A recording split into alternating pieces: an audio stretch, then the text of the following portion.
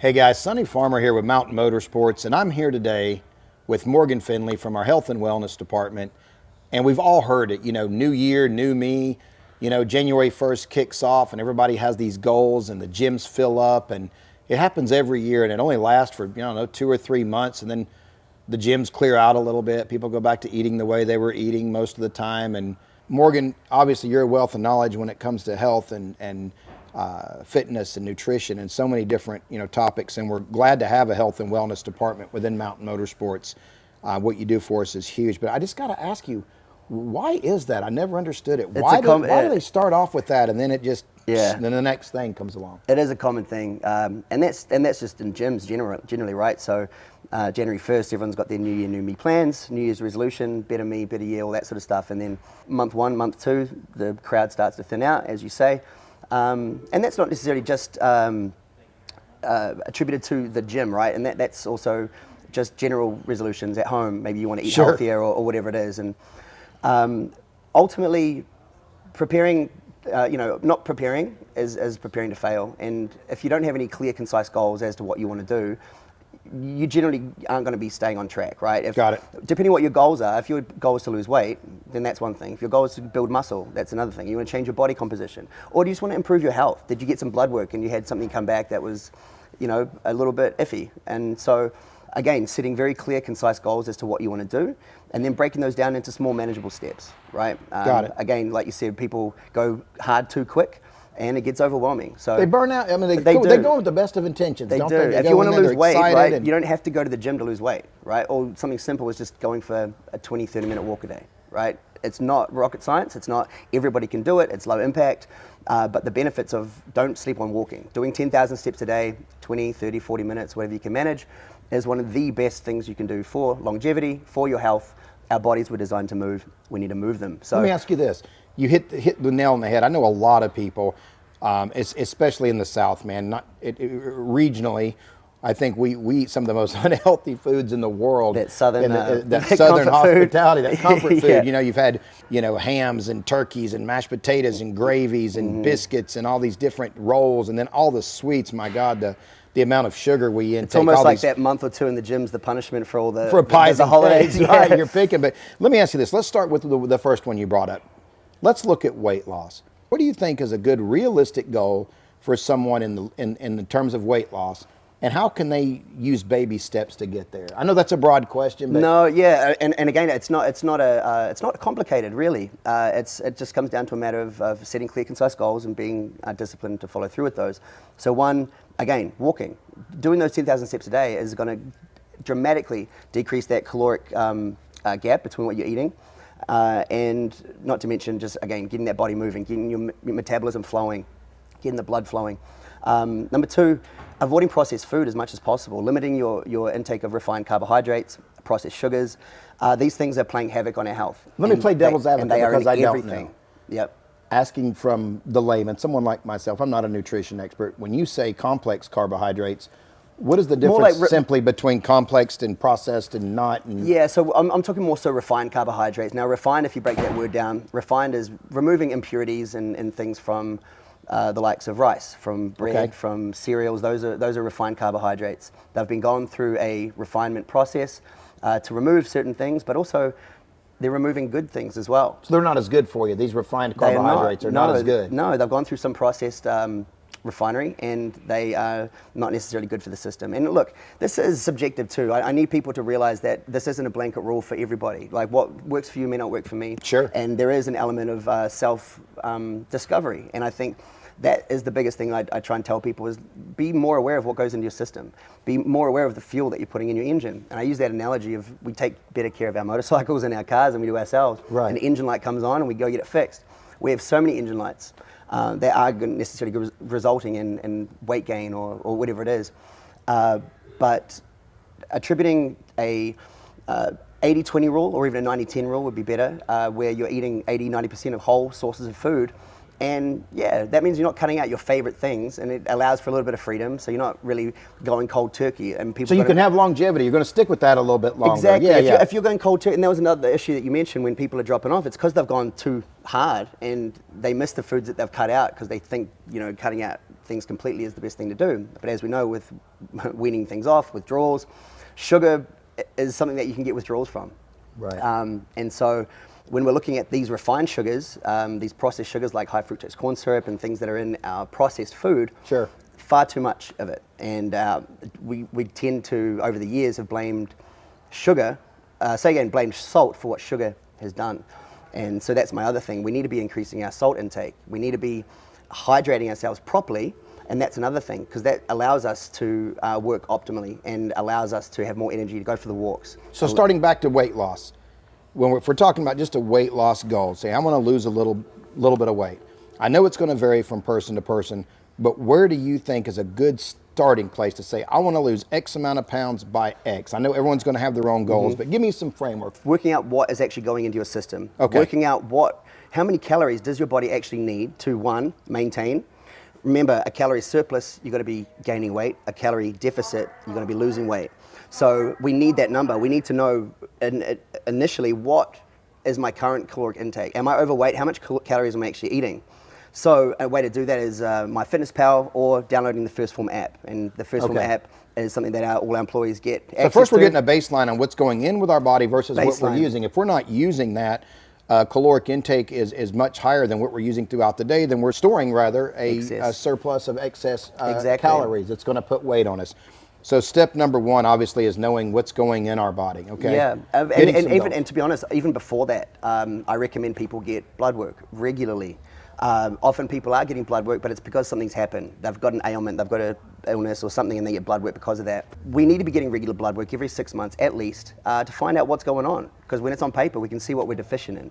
Sure. If we see some red flags, often that's enough incentive for people to realize, oh crap, I need to be changing my habitual nature of what I'm eating. Or this could be as easy as working up to your primary care physician saying, I want to get a general physical and write up. Yep. So they do a metabolic panel, for example, or where they're doing a comprehensive panel where they check your blood for a lot of different things. And at the same time, they're looking at your height versus weight and all these different things. Definitely. Yeah. A lot of sort of blood panels aren't necessarily going to cover hormones. Right. That's perhaps something that you need to add on to the test, which I thoroughly recommend as well. Hormonal imbalances can cause havoc on our body, particularly weight gain, weight loss.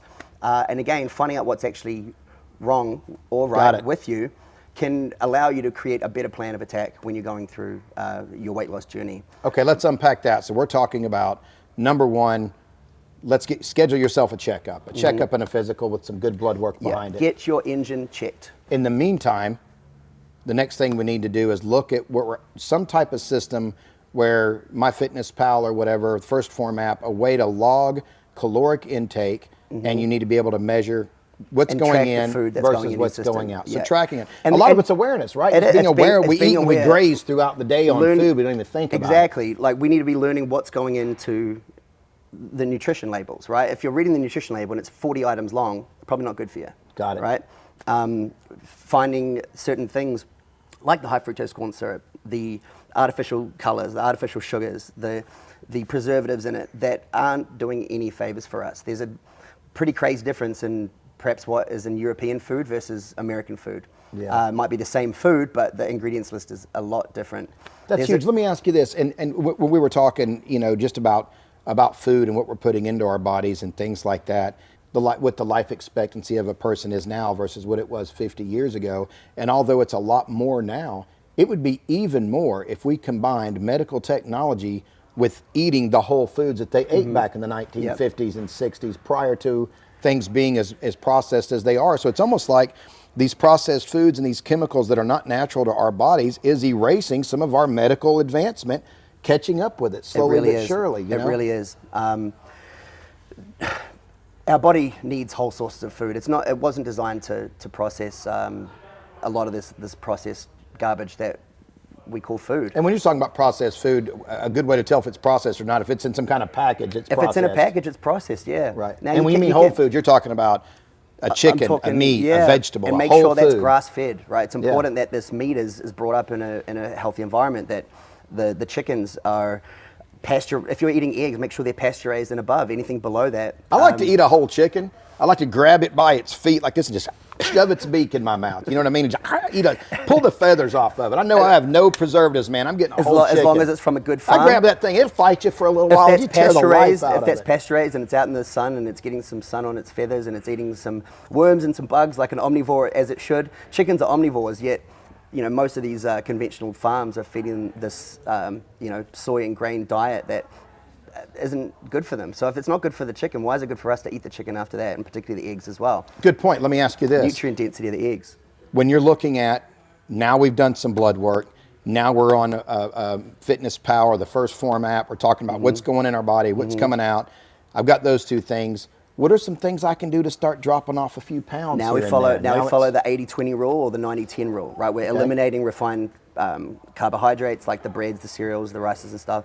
We're eliminating processed foods, and now we're eating full, whole sources of food.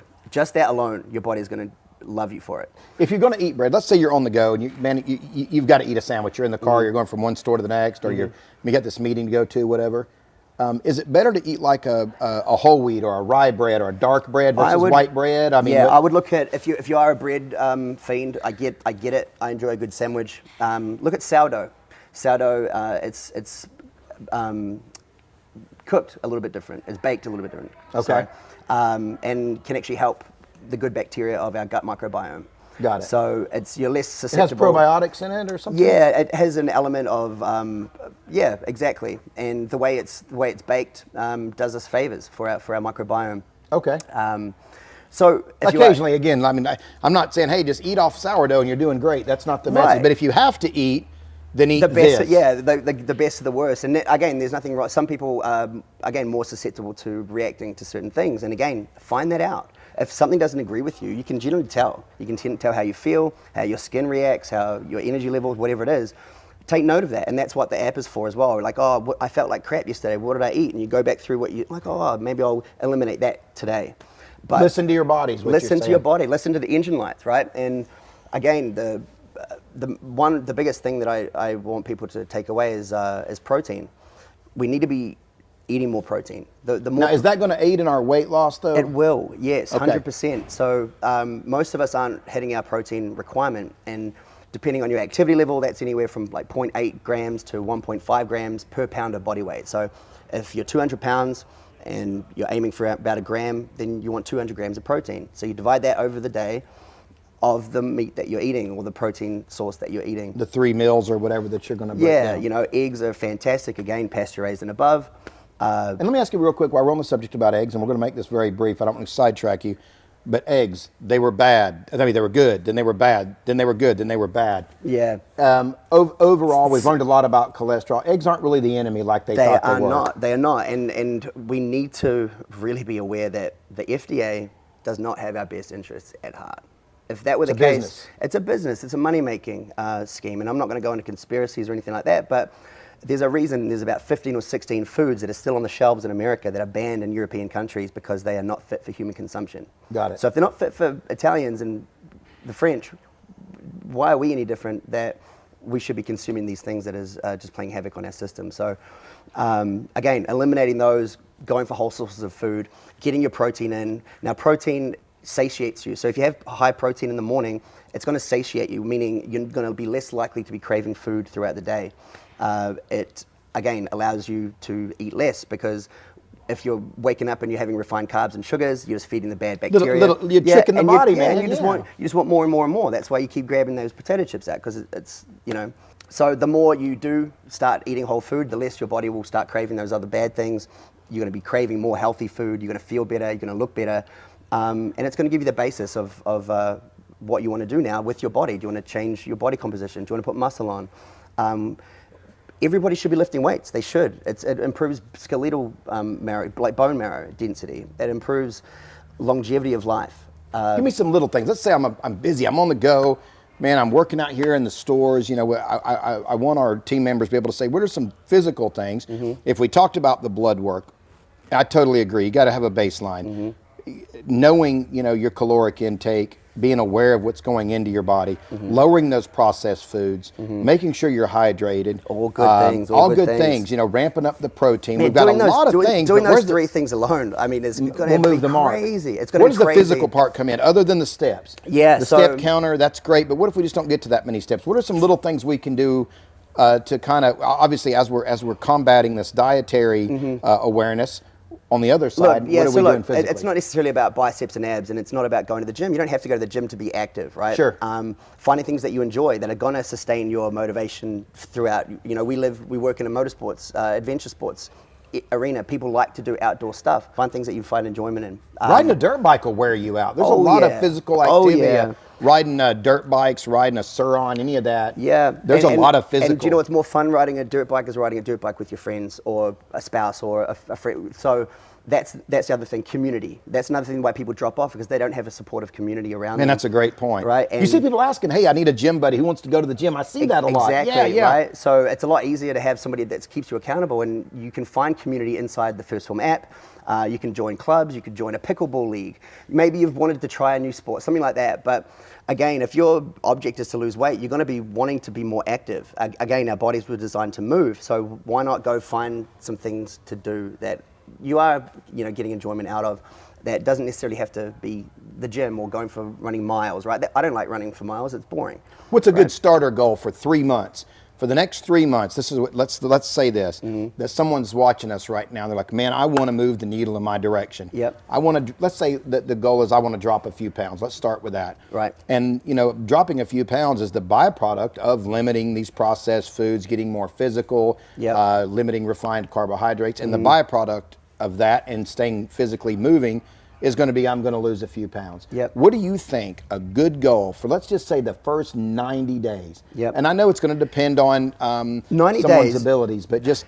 Look, if you've got, say, 30 pounds to lose, that's more than achievable in 90 days if you follow the things we talked about. One, limiting your processed food intake and concentrating on the whole food sources that you want, and basing your meals around the protein. Okay, base your meals around how much protein you're getting. Salt water, we mentioned electrolytes earlier.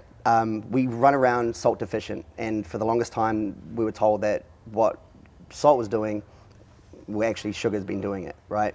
And there's a difference between salt and sodium. We're not saying ramp up your sodium. Right, so we're That's talking not what about, we're so we're, like I mentioned earlier, we are saltwater creatures. We're not freshwater beings. We sweat and perspire salt. We're losing. I'm basically a manatee mixed with a little bit of octopus, so I see where you're coming from. I can see that. When we're, caffeine, for example, caffeine's a diuretic. It makes you pee more. That's you losing electrolytes. So unless you're replacing those, that's why it's kind of tough, starting your day with coffee when you haven't had an adequate intake of proper hydration. Man, good point. I didn't even think about that kind of stuff. First thing in the morning, I have in the morning is an LMNT, which is an electrolyte drink mix. But again, you can make it yourself. Quarter of a teaspoon of pink salt or Celtic salt. These are loaded with trace minerals. I'm not talking about iodized table salt. I'm talking about pink salt, Celtic salt, that have these properties that allow for better hydration. So again, more natural, less refined. Natural, less refined, exactly. And look, there are levels to the game. Make sure it's mined, properly, because there are some dodgy, products out there that have got some bad names behind it. But yeah, all it takes is a little Google research, right? But, so proper hydration. Proper hydration is, again, going to stop us craving food. It's going to allow us to have better energy. You got to make it easier to hit those goals if you're not hungry all the time. Exactly. A lot of times I think when we're hungry, we're hungry, but we're actually thirsty. It's probably your body craving salt. And then sometimes, I get in this conversation with people before, people that drink water or whatever, they drink when they're thirsty. If you're thirsty, that's already the first step of dehydration, right? By the time your body says, hey, I'm thirsty. Keeping up, we talk about keeping up is easier than catching up, making sure that you are getting your proper intake of fluids throughout the day, making sure that you are hydrating properly with electrolytes, not just water. We need electrolytes. Electrolytes are the minerals that allow the cells to absorb the water. Otherwise, you could drink gallons of water a day and you don't have those minerals to allow the water to be absorbed into the cell. And every single cell in our whole body needs it. So if you aren't getting enough electrolytes, that's potassium, magnesium, sodium, calcium, and chloride, then we need to get that into our system, and it's definitely going to help us out. So, yeah, avoiding processed food, basing our meals around protein, getting our steps in. What about our vitamins? And there's a lot of supplements on the market, and I don't want to open up Pandora's box. Well, that's what the blood work's for, right? That's what the blood work's for. A lot of us are taking supplements just because they're in our cabinet, or mum gave it to us, or whatever it is. We take these supplements and just because somebody told us to, right? And our body's not even needing Are it. we deficient in it, right? How do we know? Blood work, right? So we find out what we're deficient in, we supplement for that. That's your diagnostic. Like if you bring a motorcycle in that's not running right. Yeah, you just get so you bring the bike in, like, oh, let's give it a new wheel. Why? You know, let's give it a new gasket. Why? Well, we don't know. We don't know what's wrong with it until you run diagnostics on it. So Got it. Run diagnostics on your engine, find out what's wrong with it, and fix that issue. We blanket rule too much. People blanket issues by taking whatever it is just to be taken. It's interesting too, because we live in an information society. We live in a world of technology right at our fingertips. Almost too much information, right? It's crazy. You can go to the doctor, and I mean, I'm not going to date myself, but I can remember going to the doctor, and then your doctor would call you back in to go over your blood work. Mm-hmm. You know, we didn't have my chart and all that when I was a kid growing up. Nowadays, you can literally go to the doctor rather, and barring any type of, you know, catastrophic major thing going on health-wise, you just open up your my chart and look at your own, and it tells you this is a safe level of potassium. You're low in potassium. Right. Your next thing here, your triglycerides are supposed to be under 149. Yours are 270. You usually got indicating markers, right? Yeah. Where that normal range is. And again, that's subjective too, depending, right? The normal range. But a good baseline. But it's a good baseline, right? And again, if you're deficient in certain things, it's going to tell you, and supplement for that, right? And we try to be clear, and this is something I've always been a proponent of, when possible, go with natural food sources versus a pill if you can. For example, if it tells me that my potassium level is low, people don't realize I drink a lot of coconut water, me personally, for a lot of health reasons. But the potassium in a one bottle of Vita Coco versus 4 bananas, you know, that's a big difference, right? Huge there. difference. So if I'm deficient in potassium, that's my best source for potassium over a pill. But be honest, not everybody can. There's some supplements I take because I can't find them in a natural food form, or that it's not convenient. You know, you're convenience is a big one. It is. I think that's the biggest thing with Americans too, because we have this 40-hour work week, and we're on the go a lot, and we drive a lot, and that's why all these convenience stores and these drive-thrus just flourish, because they're expecting us to be eating on the go. That and us being sedentary at night watching TV has kind of really kick-started the obesity. The sedentary thing is pretty wild, and that's what we talk about, just getting your steps in, whether that's 7,000 steps, 10,000 steps, just get moving, right? And the biggest last thing that I wanted to talk about was sleep.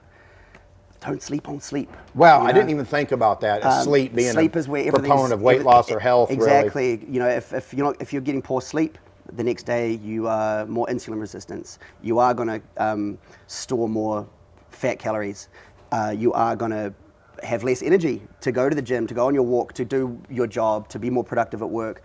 Sleep is paramount, man. Sleep is amazing. We need to get at least 7-8 hours to be functional humans. And again, aid in our goal setting of whatever that may be, whether body composition, weight loss, whatever it is. So I know that stress, people don't realize, but I do know that stress can be attributed to gaining weight. Yeah, I mean, some people, they'll stress eat, right? It's their fallback.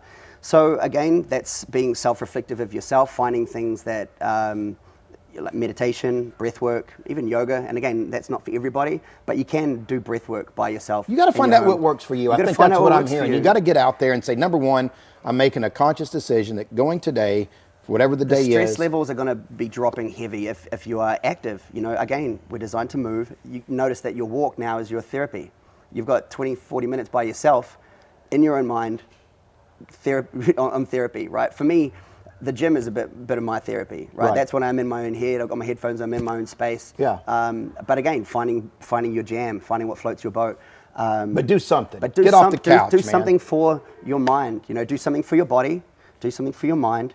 Right, and it's going to make life a hell of a lot easier. Self-care, take some time for you. Some self-love, yeah. Go get a massage, man. Get a massage. Start stretching. Reward yourself and celebrate the small wins, right? And that's another thing to keep people on track is, say you set you want to lose 30 pounds, but you lost 9 pounds the first month, celebrate that. Go get a massage. Yeah. Like, celebrate the small wins. And some wins you can't really measure on a scale. You might have only lost 20 of your 35 pounds, but you dropped your A1C or your cholesterol level or your triglycerides or whatever. Yeah, or even something simple is that you sleep right through the night now. You're not getting up twice to take a piss, or you're sleeping better. You got to have a cheat day every once in a while, right? You got to mix it up to 80-20. That's the 80-20, 90-10, right? Exactly. It keeps you on track. It's not necessarily cutting out all your freedoms. You're doing things that you enjoy. You're tasting things that you enjoy. Some self-reward there as well for the work you put in. But if 90% of the time or 80% of the time that you are doing it, your body's going to thank you for it. So bottom line, man, just to recap, first things first, get some blood work, get a baseline. Diagnostics. Know where you're at. Yep.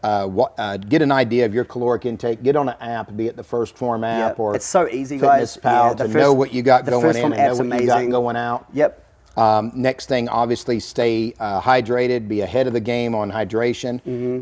Again, watch your processed foods. Yep. Increase your limit protein. or cut them. We don't need them. We just eat way too much of that in America. You're on track, man. These refined carbohydrates. Refined carbohydrates. We talked about. Yep. Wow. The processed sugar, the refined sugars.